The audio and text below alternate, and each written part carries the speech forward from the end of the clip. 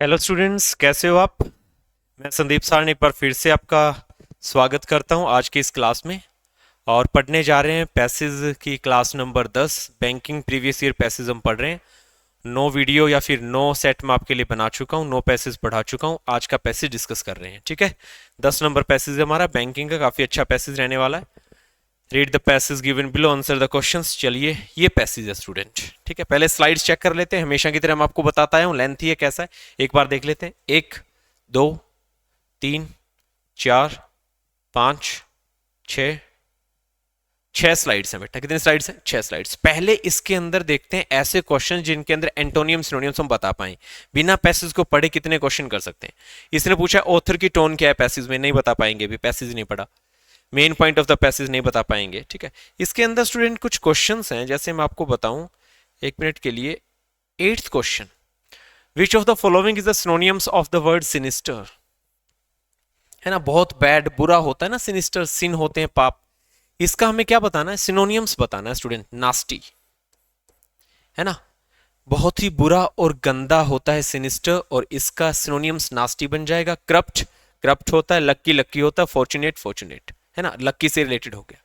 बताओ, इस 8th question का आंसर करने के लिए हमने पैसेज पढ़ा? नहीं पढ़ा, ठीक है ना। करप्ट एक अलग चीज है, लेकिन सिनिस्टर बेटा नास्टी होता है, बहुत नीच गंदा होता है, ठीक है ना। नाइन्थ, नाइन्थ क्वेश्चन इस पैसेज का कहता है सिनोनियम्स बताना है अशॉर्टमेंट का। स्टूडेंट, अशॉर्टमेंट्स का मतलब होता है चीजों को क्लासिफाई कर देना, क्लासिफिकेशन, वर्गीकरण कर देना ऑर्डर के अकॉर्डिंग किसी भी तरीके से, है ना, अलग अलग वेराइटीज के अंदर, है ना, वर्गीकरण करना। आंसर क्या बताना था? सिनोनियम्स। आंसर वेराइटी, क्या गया? वेराइटी आ गया, ठीक है। कहानी समझ में आ रही है? 9th क्वेश्चन का आंसर बिना पैसेज पढ़े किया। 8th का आंसर बिना पैसेज पढ़े किया। 10th और देख लेते हैं। इफेक्चुअल, स्टूडेंट इफेक्चुअल का मतलब होता है इन्फ्लुएंशियल, और हमें इन्फ्लुएंशियल का मतलब क्या बताना है? सिनोनियम्स बताना है।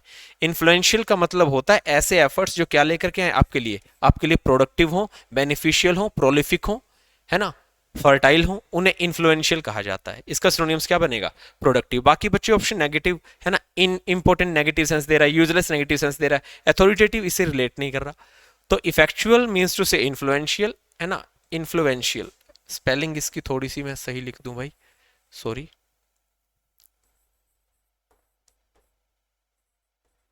इन्फ्लुएंशियल, ठीक है ना।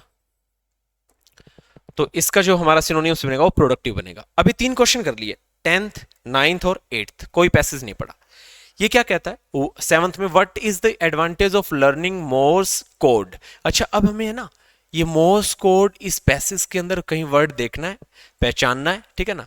और according to the passage advantage क्या है किसका? लर्निंग मोर्स कोड का, ठीक है। मोर्स कोड को लर्न करने के फायदे। पहले चलिए पैसेज पे देखते हैं मोर्स कोड कहाँ लिखा हुआ है। चलिए स्टूडेंट, स्टार्टिंग से लगा देता हूं पैसेज। चलिए, ये रहा। इसमें कहीं मोर्स कोड पहचानिए, कहां पे लिखा हुआ है मोर्स कोड? सेकंड स्लाइड में भी नहीं है। थर्ड स्लाइड में मोर्स कोड है कहीं पे? मोर्स कोड थर्ड में भी नहीं है। फोर्थ में है कहीं पे मोर्स कोड? कि मोर्स कोड का एडवांटेज क्या है? Morse code,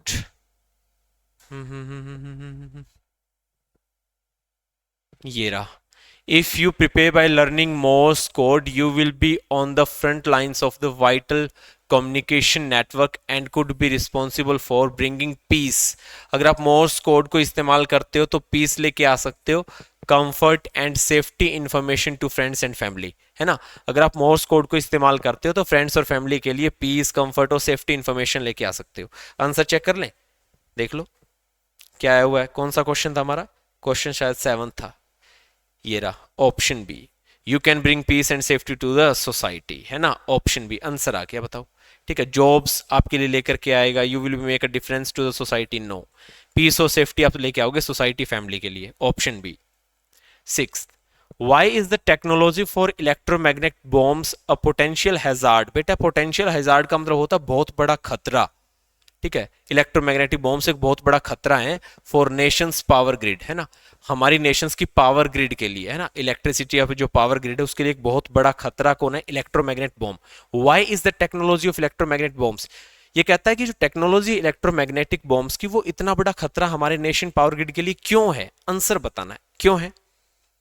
it will create, देखते हैं, it takes 30 more years to develop this technology. अच्छा ये खतरा है क्या इस टेक्नोलॉजी को डेवलप होने में 30 साल लगे, रोंग। अच्छा, it is easily available to a would be enemy, अच्छा ये चीज जो है एक दुश्मन बन सकती है हमारे लिए। It break down old traditional communication, अच्छा ये बॉम्ब इसलिए खतरा है क्या, ये ट्रेडिशनल कम्युनिकेशन को ब्रेक डाउन कर देगा। चलिए देखते हैं कहां पे लिखा गया electromagnetic bombs as a hazard, ये तो देखना पड़ेगा अब, है ना। तो इन स्लाइड्स के अंदर चेक करो इलेक्ट्रोमैग्नेटिक बॉम्ब्स का जिक्र कहां पे है। चलिए मैं पहले फर्स्ट स्लाइड पे आ जाता हूं। ये थी हमारी फर्स्ट स्लाइड, है ना। इसके अंदर इलेक्ट्रोमैग्नेटिक बॉम्ब्स कहीं लिखा हुआ है, इलेक्ट्रोमैग्नेटिक बॉम्ब्स, ये रहा। The technology for electromagnetic bombs developed over the past 30 years is now available to download from on internet। अच्छा ठीक है, गूगलिंग इट डेमोन्स्ट्रेट, गूगल करने पे पता चलता है the ease with which a would be enemy could devastate society. Okay, ये बहुत बड़ा शत्रु है, दुश्मन है जो समाज को डेवास्टेट, बर्बाद कर सकता है, creating an enormous blackout with mass panic and havoc, बहुत ज्यादा तबाही मचा सकता है। इसका मतलब क्या है, ये एक एनिमी, वुड बी एनिमी, एक शत्रु है सोसाइटी का। आंसर बन सकता है, बन सकता है आंसर क्वेश्चन 6, ये रहा। It is easily available to a would be enemy, है ना। ये टेक्नोलॉजी से गूगल करके, है ना, तरह तरह की चीजें सर्च करके, है ना, एक जो इलेक्ट्रोमैग्नेटिक बॉम्ब बनाया जाता है समाज के लिए बहुत बड़ा, सोसाइटी के लिए, है ना, खतरा है ना, ये जो टेररिस्ट इस्तेमाल करते हैं। तो बेटा इसका जो आंसर बनेगा ऑप्शन डी बनेगा। क्या बनेगा, option D. It will create innumerable issues in transportation, commerce and, नहीं ये नहीं बनेगा। ट्रेडिशनल कम्युनिकेशन को ब्रेक डाउन कर देगा, इससे मतलब नहीं है, अपने आप में बहुत बड़ा खतरा हो गया, है ना। 6 का डी आ गया। Fifth, why did the author ask to consider a world that has no none of radio resources. चलिए एक मिनट के लिए कोई और आसान क्वेश्चन और देख लें। व्हाई आर द CME, है ना, CME अ प्रोबेबल हैजार्ड, ये एक संभवतः खतरा है to the nation's power grid. अच्छा ये CME क्या है भाई, CMES देखते हैं क्यों खतरा है। Why are CMC probable hazard, हमारे नेशंस पावर ग्रिड के लिए एक CME भी एक बहुत बड़ा खतरा है, क्यों देखते हैं। CME चेक करते हैं कहां पे है और किस तरीके से हमारी पावर ग्रिड के लिए खतरा देखना पड़ेगा। पहले CME वर्ड चेक करो, CMES वर्ड्स चेक करना पड़ेगा, ये रहा, ठीक है। इसकी फुल फॉर्म इसमें कहीं लिखी हुई है क्या, इलेक्ट्रोमैग्नेटिक, देखते हैं। This powerful electromagnetic field can sensitive electromagnetic component have already caused major power outage in history. देखो देखो देखो क्या चीज है, ये कहता है the very sun another less sinister, है ना, एक थोड़ा कम खतरा, है ना, थोड़ा कम मैं कह दूं कि enemy, but just as hazardous threat comes from outside our. अच्छा इसने एक वर्ड और लिख दिया, अनदर लेस सिनिस्टर, मतलब थोड़ा कम खतरनाक, इसका मतलब कुछ और खतरे भी है ना। कम खतरनाक चीज क्या है, as hazardous threats comes from outside the our own planet, the very sun that we rely upon every day occasionally ejects powerful solar flares. Sun के लिए बोला जा रहा है जो कि इजेक्ट्स करता है बहुत सारी किरणें, है ना, जिनका नाम ये है, देखो, कोरोनल मास इंजेक्शंस, इजेक्शंस, जिन्हें CMEs बोला गया। अब CMEs के लिए बात बोली गई, these powerful electromagnetic fields can wreak havoc, जो कि तबाही को लेके आ सकते हैं, on sensitive electronic component and have already caused major powerful outrages in recent history and scientist continue to predict that the sun is primed for another such event. अच्छा sun भी एक बहुत बड़ा खतरा बन सकता है। तो CME ने क्या कहा, CME ने वही बात कही है कि इलेक्ट्रॉनिक कंपोनेंट के लिए बहुत बड़ा खतरा होते हैं CME, है ना। तो CME इलेक्ट्रॉनिक कंपोनेंट के लिए खतरा है। तो देख लो फिर फोर्थ को क्या आएगा, दे कोज मेजर पावर आउटरेजेस वर्ड था वहां पे। चेक करो भाई कौन सा ऑप्शन बनेगा, चेक करो कौन सा आंसर बनेगा, शाबाश।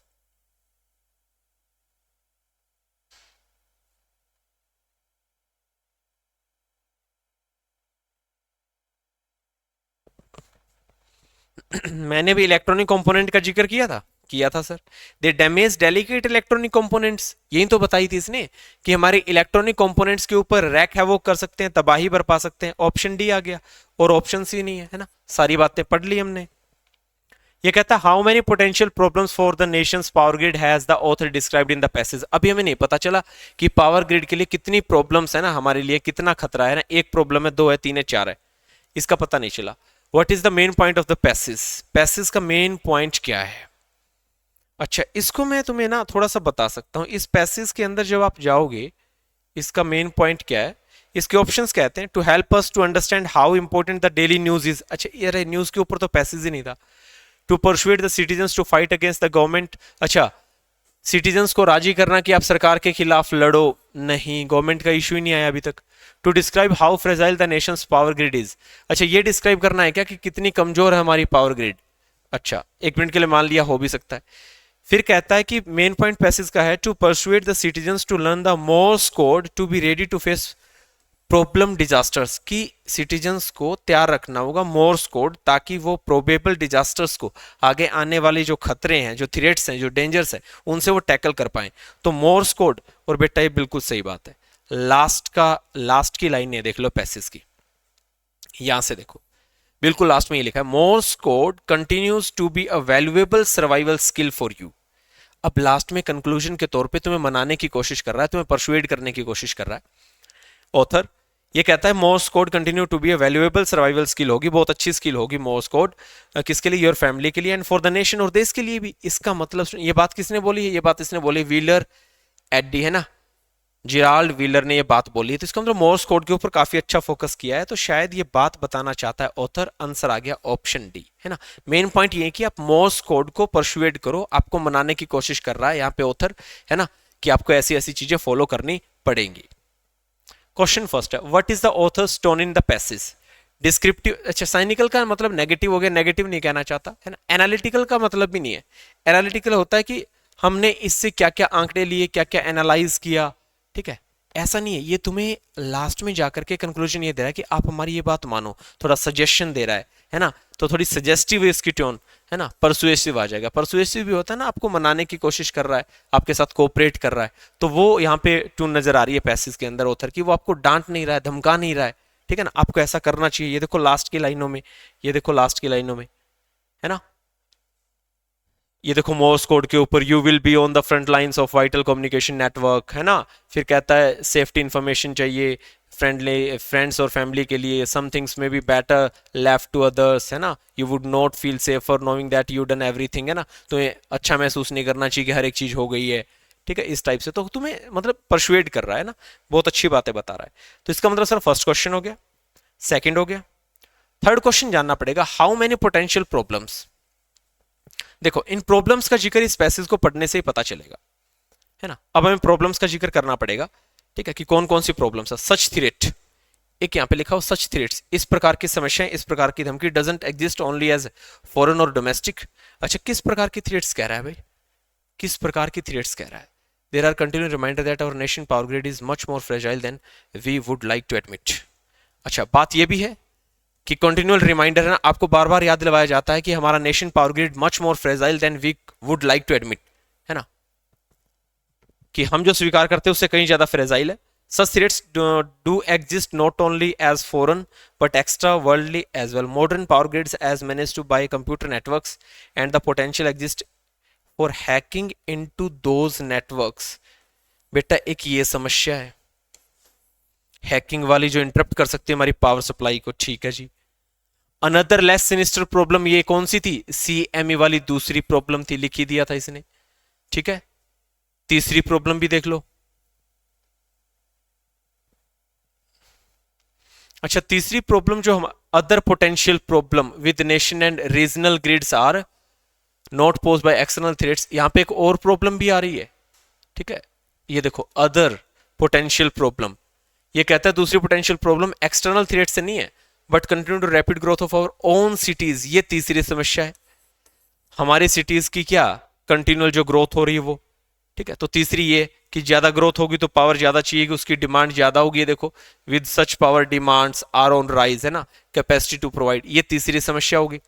The battle between environment groups and political decision makers only seems to be managing the status quo, not improving the reliability of energy needs, है ना, एनर्जी नीड्स वाली समस्या है, 3 प्रॉब्लम ये होगी, ठीक है। और कोई प्रॉब्लम्स देखो, इसे पढ़ो, चेक करो, शाबाश।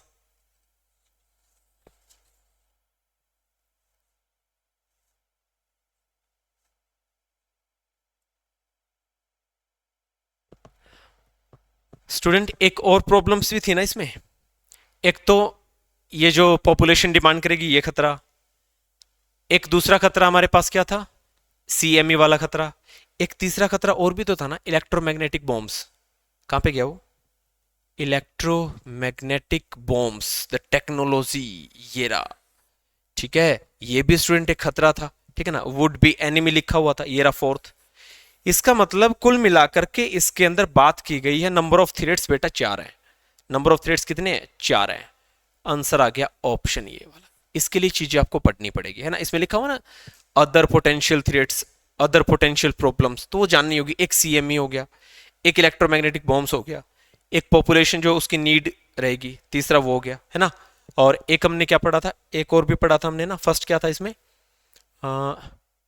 एक और भी प्रॉब्लम थी हमारी, हैकिंग इनटू दोज नेटवर्क्स, है ना, इंटरप्ट द पावर सप्लाई, है ना, हैक ना कर ले, ये खतरा था। तो कुल मिलाकर के 4 हैजार्ड्स हमारे पास यहाँ पे है, ठीक है ना, 4 है, फर्स्ट का आंसर हो गया, सेकंड का हो गया, थर्ड का हो गया, फोर्थ का हो गया, फिफ्थ देखो, why did the author ask to consider a world has none of the radio resources, author ने ऐसा क्यों पूछा है कि कंसीडर करने के लिए कि एक वर्ल्ड के पास has none of the radio resources, कि कोई भी रेडियो रिसोर्सेज नहीं है। इससे क्या कहना चाहता है author, to change from daily routine to a few days, no, to make us understand that intensity of problem he is trying to point out, हो भी सकता है, to make us aware that what a normal individual. चलिए पहले देखते हैं radio resources कहां पे लिखा हुआ है। एक लास्ट क्वेश्चन रह गया हमारा रेडियो रिसोर्सेज वाला, देखना पड़ेगा कहां पे लिखा हुआ है।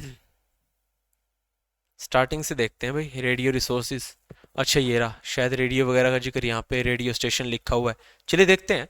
Consider your average morning routine, उसे समझे, most of us begin talking in a day's news as soon as the clock radio wakes us up, ठीक है, then there is the morning news brief from the television, ठीक है, while eating breakfast, है ना, उस time हम उसको news को सुनते हैं, by local radio station during our commute, है ना, जब हम आते जाते ऑफिस से, है ना, throughout the day people continue to glean important events, है ना, उनको ग्लीन करते हैं, पहचानते हैं, from news sites on internet. Now consider what your day would like if all these resources fell silent. अच्छा, ऑथर एक बात कहता है, अगर आपको रिसोर्सेज ना मिले तो तुम्हें कैसा लगेगा, कि तुम्हारा दिन कैसा गया। Now consider what your day would look like if all these resources fell silent, कि अगर सारे रिसोर्सेज साइलेंट हो तो तुम्हें क्या लगेगा। यही तो बात हमसे पूछ रहा है कि अगर none of the radio resources हो तो फिर कैसी बातें हमें पता चलेंगी। क्या कहना चाहता है ऑथर इससे, what a normal individual would do daily. अच्छा, ये कहना चाहता है कि एक आदमी को हर रोज क्या करना चाहिए, वो क्या करेगा, ऑप्शन सी आएगा, to make us understand the intensity of the problem he is trying to point out. मतलब अगर तुम्हें ये चीजें हर रोज ना मिले तो तुम क्या करोगे, इसका मतलब वो हमें क्या करना चाहता है, थोड़ा सा बताना चाहता है इंटेंसिटी समस्या की, है ना, कि किस प्रकार की प्रॉब्लम्स आ सकती है। ही is trying to point out, है ना, पॉइंट आउट करना चाहता है। टेलीविजन को हैक कर लिया, या फिर मैं कह दूं कि कोई ऐसी चीजें हैं ना जिन्हें हैक कर लिया जाए, पावर ग्रिड, है ना, सप्लाई टाइम पे ना आए, ठीक है, न्यूज पेपर देने वाला ना आए, है ना, तो ऐसी बातें तो हमें पॉइंट आउट करवाना चाह रहा है कि अगर ये चीजें आपको टाइम पे ना मिले तो क्या होगा। ऑप्शन सी आएगा। 6th हो गया, 7th हो गया, 8th हो गया, 9th हो गया, 10th हो गया। बेटा कंप्लीट होता है आपका पैसेज नंबर 10। ओके, मिलते हैं नेक्स्ट क्लास में कुछ अच्छे पैसेज के साथ। Okay, thank you students.